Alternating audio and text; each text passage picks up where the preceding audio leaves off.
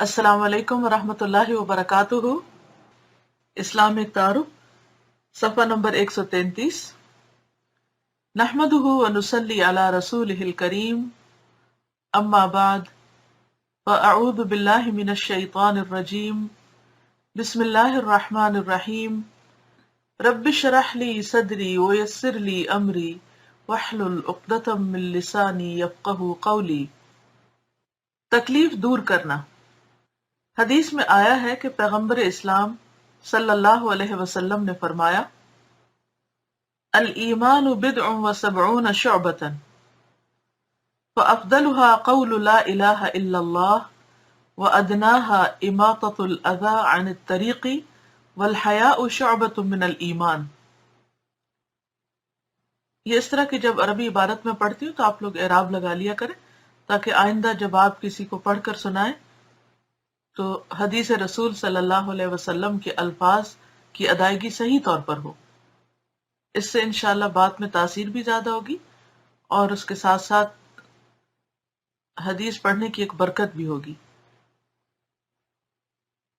हम में से बहुत से लोग कुरान मजीद पढ़ने पर तो तवज्जो करते हैं, तजवीद सीखते हैं और भी कोशिशें करते हैं, लेकिन बसा औकात हदीस को देखते ही बस एक मेंटल ब्लॉकेज हो जाता है और उसको इग्नोर करके सिर्फ तर्जमे पर इक्तफा करते हैं। मुझे अरबी सीखने का शौक ही इसलिए हुआ था कि ये रसूलुल्लाह सल्लल्लाहु अलैहि वसल्लम की जबान है, यानी कुरान की तो है ही, लेकिन हमारे प्यारे रसूल सल्लल्लाहु अलैहि वसल्लम और आपके साथी इसी जबान में आपस में कम्युनिकेट किया करते थे। तो अगर हम अपने दीन का, अपने इस्लाम का सही फ्लेवर हासिल करना चाहते हैं तो जरूरी है कि हम अरबी जबान भी जानें। तो बात यह है कि आप सबसे मैं रिक्वेस्ट करूंगी, अब माशाल्लाह काफी दिन हो गए आपको इस्लामिक तारुफ पढ़ते हुए, तो आप इस पर भी तवज्जो जरूर फरमाएं। और अगर आपको एक दफा लिखने में मुश्किल हो तो जाहिर है आप मुझसे ये नहीं कह सकते आप जरा दोबारा दोहरा दें, ये एराब कैसे है, ये कैसे है। तो उसके लिए आप क्या करेंगे कि दोबारा वेबसाइट पर जाकर तो इंशाअल्लाह ताला वहां से इस हिस्से को दोबारा सुन सकेंगे और दोबारा अपनी तैयारी कर सकेंगे। अगर आप कहीं भी जा रहे हैं और किसी को भी आपको ये चीज शेयर करनी है, मसलन आप देखें कि हम लोग बाजुकत किसी दावत पर जाते हैं और जाकर बैठ जाते हैं, वक्त जाया हो रहा होता है, इंतजार कर रहे हैं, जी अच्छा अभी इतने लोग नहीं आए, अभी खाना नहीं लग रहा, और इसी तरह या फिर बिल्कुल बेकार सी बातें शुरू हो जाती जिनमें कोई मकसद नहीं होता, जिनका कुछ फायदा नहीं होता। और बाजुकत तो इंसान हराम में भी पड़ जाता है, गीबत वगैरह करके या किसी का मजाक उड़ा के या किसी पर इशारा करके। तो ये तमाम चीजें जो है ये हमारे लिए नुकसानदेह है। तो इनसे बचने के लिए एक बहुत आसान तरीका यह है कि आप कहीं पर भी जा रहे हो, मसलन आप पिकनिक पे जा रहे हैं, आप पार्टी पे जा रहे हैं, आप किसी बीमार की आदत के लिए जा रहे हैं, आप किसी से मिलने के लिए जा रहे हैं, तो अपनी ये किताब उठाइए और बैग में साथ रख लीजिए और वहां जाकर हाल चाल पूछ के बात करके तो आप उनसे कह सकते हैं कि अगर आप मुझे इजाजत दें तो मैं एक छोटी सी चीज आपके साथ शेयर करूं, मुझे ये बात पढ़कर बहुत अच्छी लगी थी और इससे मुझे बहुत फायदा हुआ। जो कुछ भी आपने पढ़ा, ये नहीं कि आपको प्रिटेंड करें या किसी आर्टिफिशियल स्टाइल में कोई अपने आप को बड़ी सुपर चीज समझते हुए दूसरों पर कुछ लेक्चर झाड़े, ऐसा नहीं, बल्कि बहुत नेचुरल वे में जो आपका वाकई हकीकी सच्चा प्रैक्टिकल तजुर्बा हो, आप उसे दूसरे के साथ शेयर कर सकते हैं। तो बाज़ वक़्त ऐसा होता है कि हमें हदीसें भूल जाती हैं और हमें बातें पूरी तरह याद नहीं होती और हम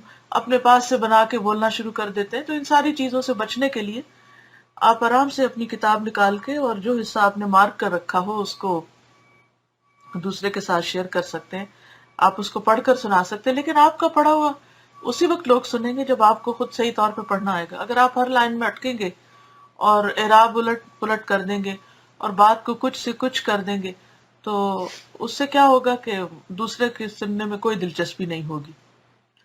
तो नेक्स्ट टाइम याद रखिए कि जब भी आप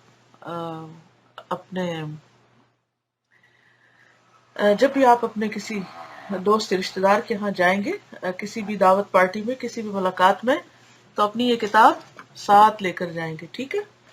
और फिर उसमें से कोई चीज حسب موقع شیئر کریں گے. ہاں ایسی چیز شیئر کرنے سے پرہیز کیجیے جو ڈائریکٹ دوسرے پہ چوٹ پڑتی ہو. بعض اوقات ایسا ہوتا ہے کہ ہمیں کسی سے کوئی شکایت ہوتی ہے اور دوسرا شخص کوئی بہت ہی غلط کام کر رہا ہوتا ہے. اب جب ہم کتاب پڑھ رہے ہوتے ہیں یا سن رہے ہوتے ہیں تو ہم سوچتے ہیں واہ یہ بات تو فلاں کو سنانے کی ہے، فلاں ایسا ہے. اس وقت ہم اپنا جائزہ لینے کے بجائے اوروں کی طرف دھیان کر لیتے ہیں کہ جناب فلاں ایسا ہے اور فلاں ویسا ہے، اس کو تو میں یہ ضرور سنا کے چھوڑوں گی اور اس کے ذریعے اس کی اصلاح کروں گی. ایسی چیز اگر ہماری نیت ہوگی کہ کسی کو لیٹ ڈاؤن کرنا ہے یا اس کو چوٹ لگانی ہے تو پھر ہماری تبلیغ کا کوئی اثر نہیں ہوگا.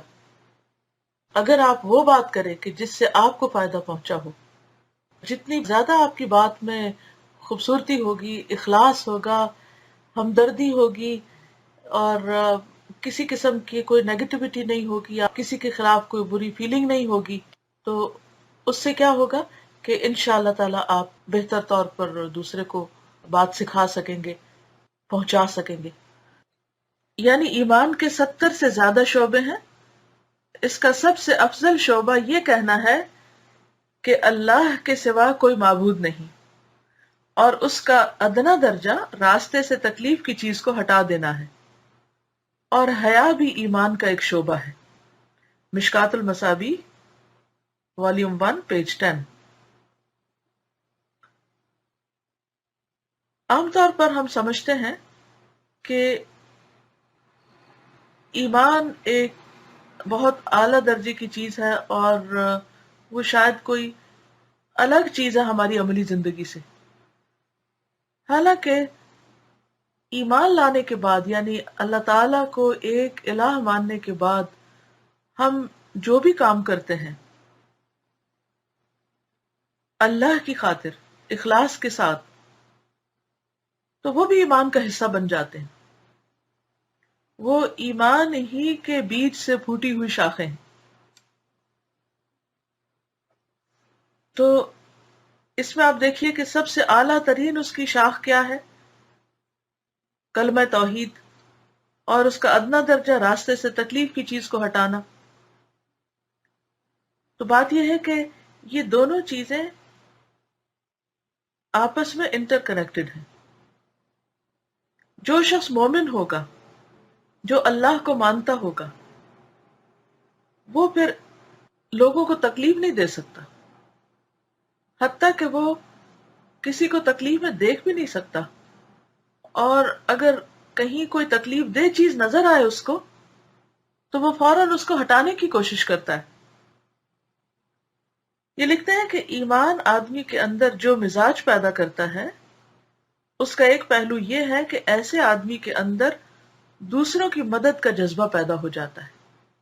یعنی جس شخص کا اللہ کے ساتھ رشتہ یا کنیکشن مضبوط ہوتا ہے، قدرتی طور پر وہ بندوں کا خیر خواہ ہو جاتا ہے.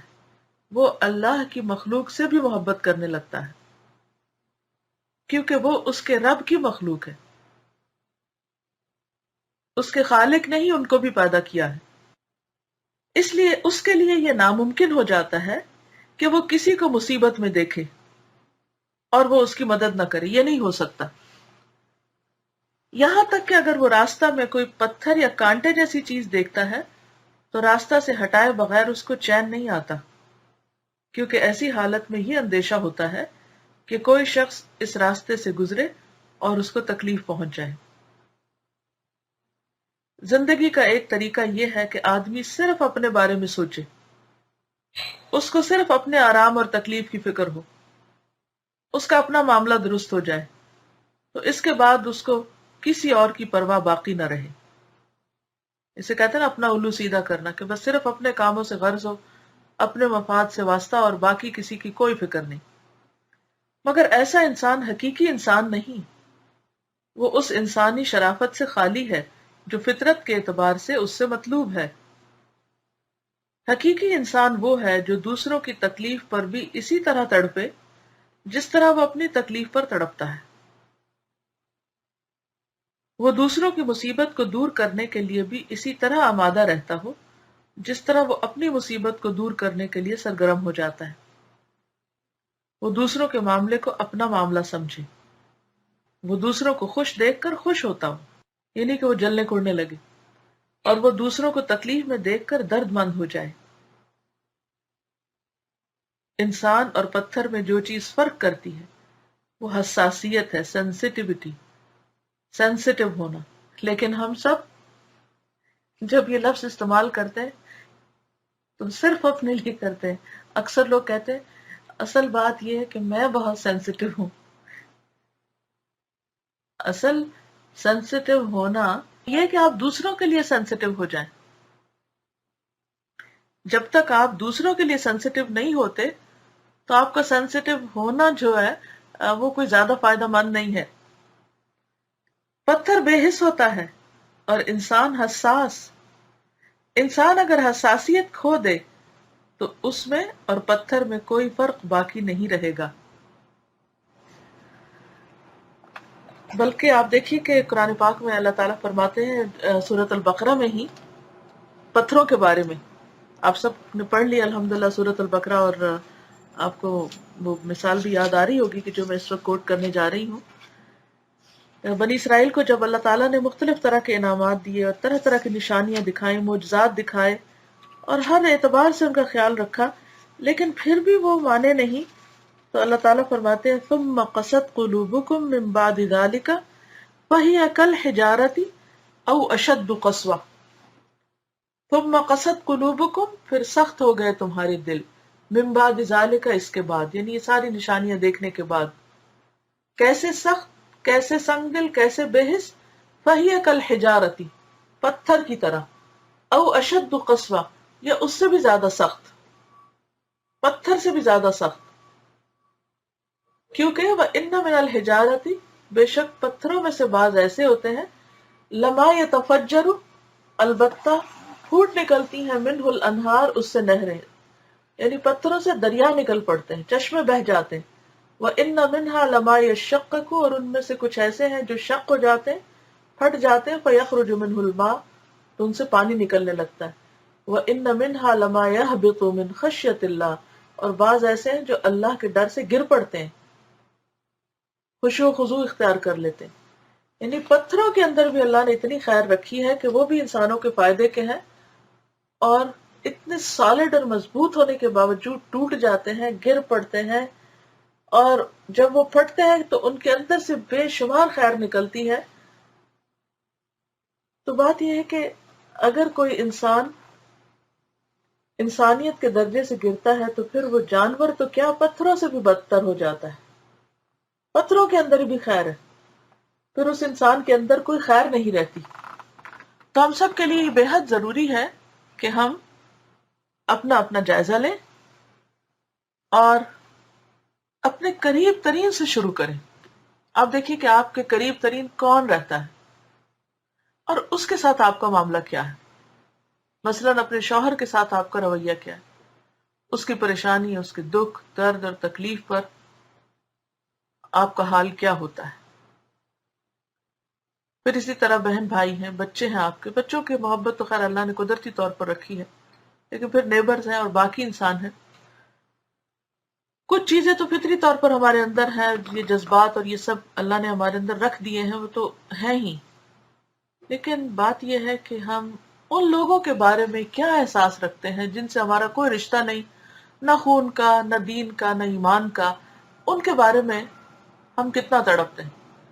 مثال کے طور پر آپ دیکھیے کہ جب کسی نان مسلم کے ساتھ آپ کا واسطہ پیش آتا ہے تو اس کے لیے آپ کا دل کتنا دکھتا ہے،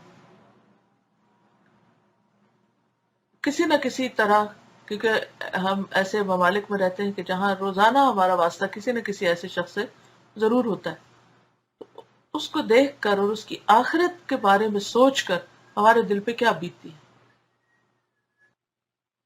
اگر ہمارا کسی سے معاملہ نہ بھی ہو تو راستے گزرتے ہوئے، کہیں دور کسی کو جاتے ہوئے، اپنی بالکنی سے دیکھتے ہوئے، اپنی کھڑکی سے باہر دیکھتے ہوئے بے شمار اللہ کی مخلوق پر ہماری نظر پڑتی، جن کو نہ اللہ کی پہچان ہے، نہ قرآن کا پتہ ہے، نہ دین کی سمجھ ہے، نہ کسی اور چیز کے بارے میں، نہ اپنی عاقبت، نہ آخرت، نہ انجام، سب سے غافل ہیں وہ۔ ان کے بارے میں ہمارا دل کتنا تڑپتا ہے۔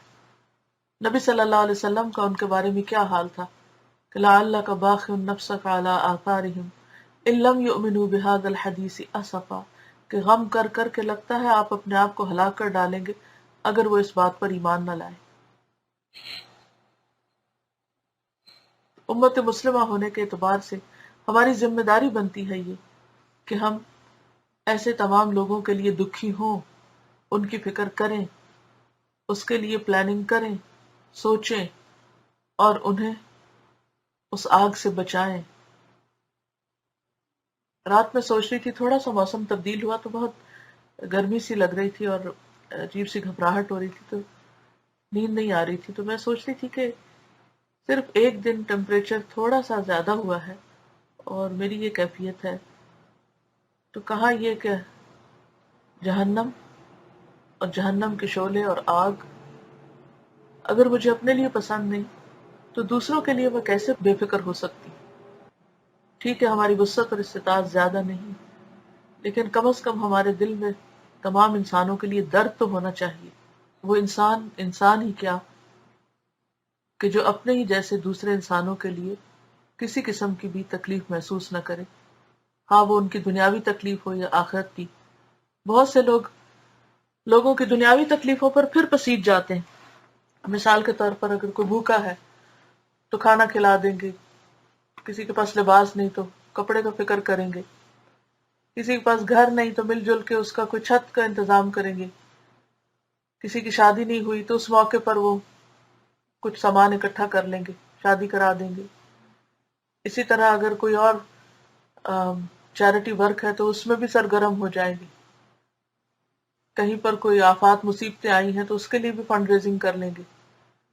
لیکن یہ سب کچھ تو وقتی ہے، بہت تھوڑے دن کے لیے ہے، اصل چیز تو آخرت ہے، وہاں کی ہمیں فکر کیوں نہیں؟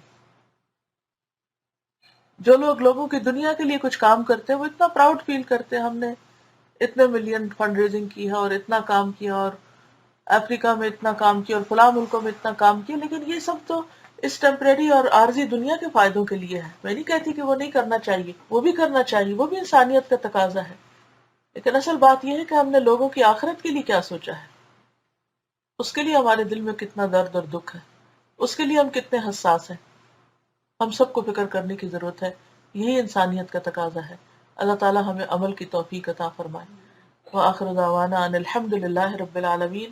سبحانک اللہم وبحمدک، نشہد ان لا الہ الا انت، نستغفرک ونتوب الیک۔ السلام علیکم ورحمۃ اللہ وبرکاتہ۔